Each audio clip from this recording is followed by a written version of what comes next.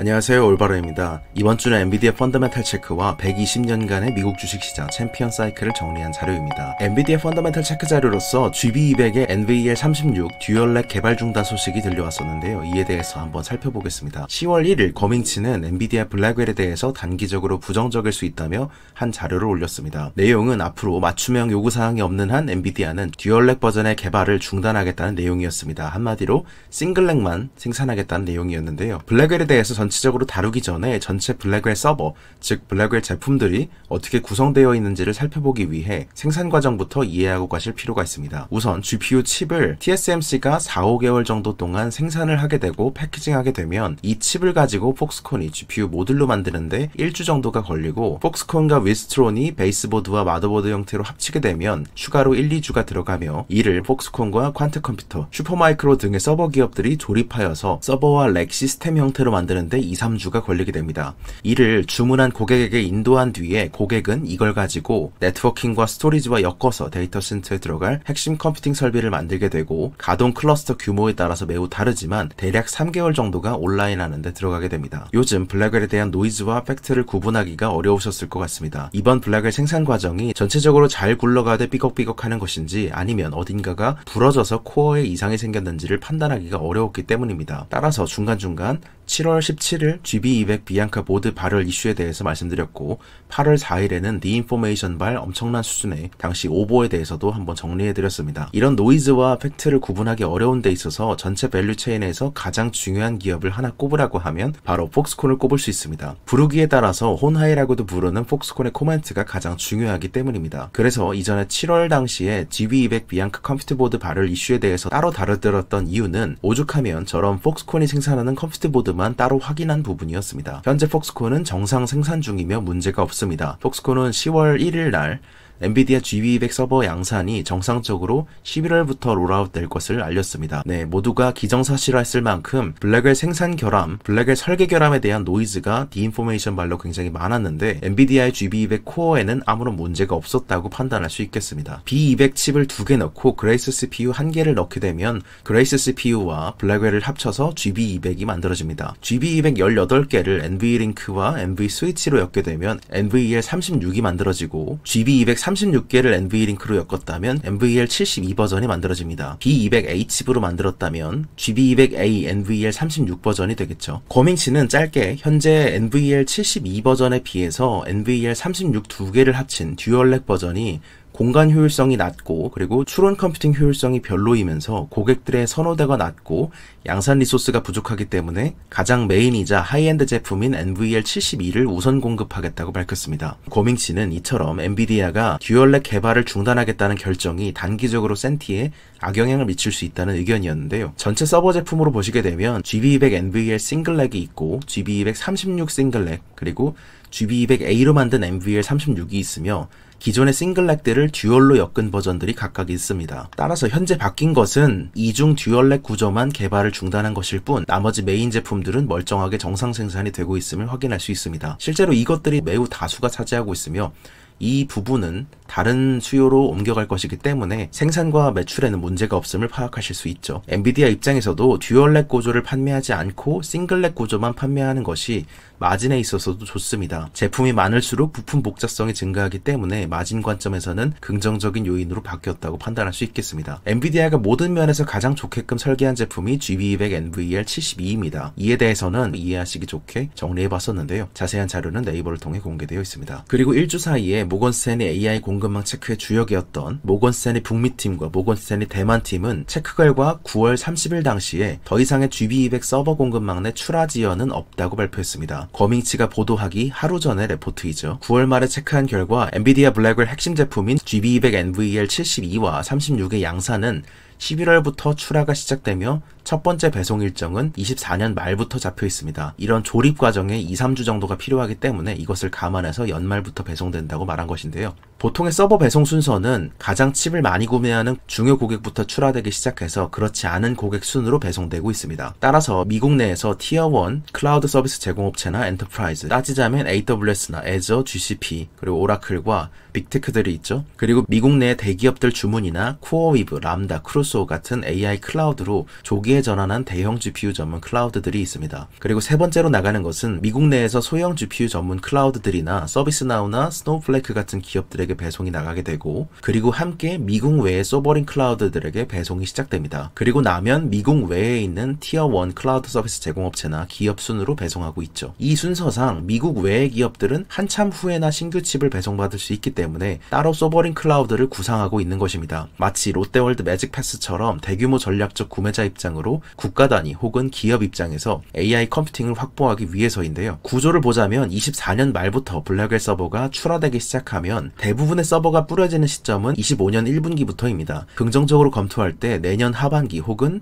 내후년 정도가 되어야 미국 외의 기업들에게 블랙웰 서버가 배포된다는 걸 아실 수 있는데요. 이 순서대로 출하되고 1년마다 신제품이 나오고 있는 상황임을 계속해서 이해하시면 GB200이 출하되고 있을 때조차도 미국 외에 있는 기업들은 H100 정도만 출하되고 있는 상태일 수 있다는 것입니다. 그래서 점차 젠슨 황 CEO가 말했던 것처럼 남들은 GB200을 쓰고 있을 때 H100이나 H200을 쓰고 있는 상황이 안 나오게끔 하기 위해서 신제품에서 따라잡기 위해서라도 기존에 있던 기업들은 물론이고 후순위로 밀려있는 기업들조차 신제품에서 따라잡기 위해 블랙웰에서 더 많은 주문을 넣거나 아니면 인도나 일본, 아랍에미리트, 싱가포르, 베트남 등은 소버린 클라우드를 채택하는 식으로 이런 AI 컴퓨팅 확보에 나서고 있습니다. 우리나라는 현재 H100 2000개에서 3000개 정도가 전부인 것으로 알고 있습니다. 또한 파운드리 공급망 체크 결과 새로운 GPU 다이가 2025년 상반기부터 생산에 들어가기 시작할 것으로 예상되고 있습니다. 위 로드맵에서 확인하실 수 있는 부분은 블랙웰 울트라 혹은 B300이라고 불릴 코드명인데요. 다시 서버 제품의 설명으로 돌아와서 B300에 대해서 살펴보자면 이 부분들입니다. 시점상 25년에 대한 것이고 B300에 대한 제품인데요. GB200A 서버는 공기 냉각식으로 설계됐기 때문에 전력 밀도나 냉각 캐파 부분에서 좀 더 다운그레이드한 제품입니다. 이머징 네오 클라우드나 대부분의 콜로케이션 기업들이 GB200A를 선택할 것으로 여겨졌는데 이것이 GB300A로 내년부터 출하되는 물량이 GB200A가 아닌 GB300A로 블랙웰 울트라로 대체돼서 출하될 예정입니다. 두 번째 주제는 오늘은 미국 시장 120년 역사에 대해서 살펴보는 시간입니다. 지금은 제가 AI에 대해서 주로 다루고 있지만 긴 시계열에서 본다면 신기술이란 건 매번 다르게 정의되기 때문입니다. 1900년대와 1910년, 1920년, 1930년, 2020년대에 이르기까지 신기술은 석유와 철도, 플라스틱, 자동차, 전화기에 이르기까지 다양하게도 바뀌어왔기 때문입니다. 철도 기업들은 한때 미국 주식시장의 3분의 1 이상을 차지했었지만 지금은 그렇지 않습니다. 구조적 변화에 적응하지 못했기 때문이기도 합니다. 플라스틱이 발명되면서 정상의 자리에 올랐던 화학 기업들도 있었지만 수요가 바뀌면서 천천히 몰락했던 기업들도 많습니다. 위 차트는 120년 동안의 사이클을 10년씩 나눠서 시가총액 기준 최대 기업들이 어떤 흥망성쇠의 사이클을 탔는지를 나타낸 표입니다. 회색선은 각 10년 동안 챔피언들의 시가총액 점유율을 나타낸 표인데요. 하나, 둘, 셋, 넷, 다섯, 여섯, 7개로 전체적으로는 7개 챕터로 구성되어 있는 네이버 자료인데 이 중에 유튜브를 통해서는 시간상 철도 챔피언에 대해서만 가볍게 한번 다뤄보도록 하겠습니다. 미국의 아메리칸 드림을 상징하는 몇 가지 인물들이 있죠. 선방왕에서 철도왕까지 휩쓴 코넬리어스 밴더빌트와 통신왕 알렉산더 벨, 전기왕 토마스 에디슨과 금융왕 JP 모건, 철강왕 앤드류 카네기와 석유왕 존 록펠러가 대표적입니다. 선박왕으로 평생을 살다가 일흔의 나이로 철도왕까지 장악하게 된 코넬리어스 밴더빌트는 1810년 16살 때 $100로 돛단배를 사들여서 여객선을 운영했었습니다. 꾸준히 증기선 운용을 하다가 1840년에는 미국 동부 도시의 전역을 오가는 증기선 100척을 소유할 정도로 부자가 됐었습니다. 엄청난 자산을 소유하자 사람들이 그를 제독이라고 부르면서 명실상부한 선방왕이 됐었죠. 그러다가 이른쯤에는 남북전쟁을 접하게 되고 철도의 가능성을 보게 됩니다.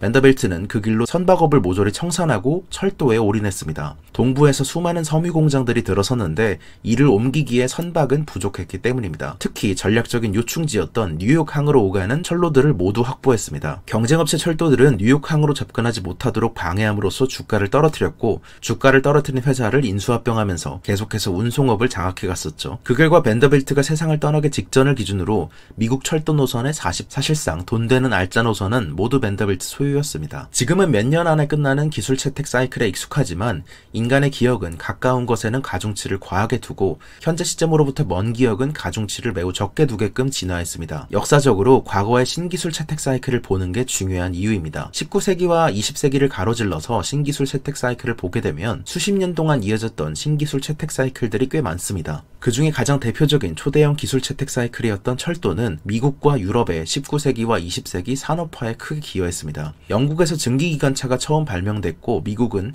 남북전쟁을 겪으면서 선로와 증기기관차를 수입해서 깔기 시작했습니다. 선박왕에서 철도왕까지 이룩했던 밴더빌트 스토리를 빼고서라도 객관적으로 미국의 19세기 경제사 발전에 있어서 가장 상징적이었던 사건 중 하나는 1869년 5월에 대륙 횡단철도를 완공한 일이었습니다. 샌프란시스코에서 네브래스카 오마하까지를 연결하는 노선이었는데요. 캘리포니아를 손에 넣었던 미국이었지만 동과 서를 연결하는 교통망이 없던 때였기 때문입니다. 마차를 타고 황무지를 지나가거나 바다로 마젤란 해협을 지나거나 말라리아 위협을 감수하고 파나마 열대우림을 지나야만 오갈 수 있었습니다. 재밌는 건 1900년 기준으로 했을 때 전체 미국 시장에서 당시의 신기술이었던 철도 섹터 하나가 차지하는 비중은 약 60%를 넘길 정도로 굉장히 압도적인 크기였습니다. 지금의 테크 쏠림이 심하다 이런 얘기가 나올 수도 있겠지만 당시 1900년대 철도 시가총액 비중 쏠림이 훨씬 더 심했음을 보실 수 있죠. 1930년대까지도 미국 주식시장의 시가총액 상위 기업들에는 철도 기업들이 대부분이었습니다. 이처럼 철도가 19세기부터 20세기 초입까지도 시가총액 상위를 차지하고 있었던 이유는 그 당시 미국 전역을 가로질러서 자재와 제조품을 운송하는 유일한 교통수단이었기 때문입니다. 그러나 1920년부터 새로운 혁신적 운송수단이 등장하기 시작했습니다. 트럭 및 비행기와 경쟁하기 시작한 시점입니다. 이어서 정부는 국가개발을 목표로 줄을 가로지르는 고속도로 도로망에 투자하기 시작했고 그 결과 자동차가 더 많이 팔리기 시작하면서 철도의 경쟁 우위가 크게 사라지기 시작했었습니다. 상품 운송의 대체 수단이 생겼을 뿐만 아니라 트럭 운송은 철도에 비해서 가격 책정이나 경로 설정에 있어서 훨씬 더 자유로웠기 때문입니다. 그렇게 자연스럽게 철도의 왕자는 여러 기업들이 대체하게 됐죠. 미국 주식시장 챔피언 사이클에 대해서 분석한 자료는 네이버를 통해서 공개되어 있습니다. 이번 주 네프콘을 통해서 전해드렸던 독점 콘텐츠는 총 5개였습니다. 주간 전략 보고에서 말씀드렸던 아폴로 글로벌 전략가가 발표했던 골디락스가 올 거라는 코멘트, AI 수요 체크를 위해서 2가지 섹터를 확인해본 자료와 오픈AI 샘 올트만이 인텔리전스 에이지를 발표한 이유에 대해서 생각해보고 엔비디아와 경쟁하고 있는 그록과 세레브레스 스타트업들의 한계를 정리해본 자료입니다. 두 번째는 메타 CEO 저커버그 인터뷰 자료였는데요. AI와 메타버스를 합쳐서 생각하고 있는 저커버그의 거대한 야망에 대해서 깊게 다룬 자료입니다. 사실 제가 올려드리는 인터뷰 자료라고 된 것들은 거의 제 투자의 생각이 50%, 60% 이상 담긴 자료들인데 그래서 저커버그가 말하고 있는 것이 무엇인지 저는 어떻게 생각하는지에 대해서 다뤄드리고 있는 자료입니다. 세 번째 자료는 엔비디아 펀더멘탈 체크 자료로서 GB200 듀얼렉 개발과 B200A의 서버 제품 교체에 대한 생각을 다뤄봤습니다. 거밍추와 모건스탠리, 대만의 CLSA의 공급망 체크를 디테일로 다뤘으며 현재 블랙웰 서버들 중 어떤 서버가 이슈인지, 어떤 서버가 교체됐고 4분기 블랙웰 칩 출하량 예상치는 얼마나 되는지를 조사해봤습니다. 네 번째는 120년간의 미국 주식시장 시대발 챔피언의 역사를 다뤄봤습니다. 긴 시계에서 보면 신기술은 매번 다르게 정의된다. 120년간 10년마다 어떤 기업들이 탑10을 차지했는지의 스토리를 살펴봤습니다. 다섯 번째는 테슬라 펀더멘탈 체크 자료, 3분기 인도량이 말해주는 것과 10월 10일 위 로봇에 대한 생각을 남겼습니다. 인도량 체크에서 ESS와 전기차에 대해서 따로따로 생각해봐야 될 것이 상당히 많았기 때문에 이런 부분들을 고려했고 올해 들어서 비싸고 확장 가능성이 낮아 보였던 바이두 아폴로고와 웨이모 드라이버의 성장세에 대한 생각을 적어본 자료입니다. 이번 주 투자의 생각 유튜브 편은 여기서 마치겠습니다. 감사합니다. 올바른이었습니다. 좋은 하루 되세요.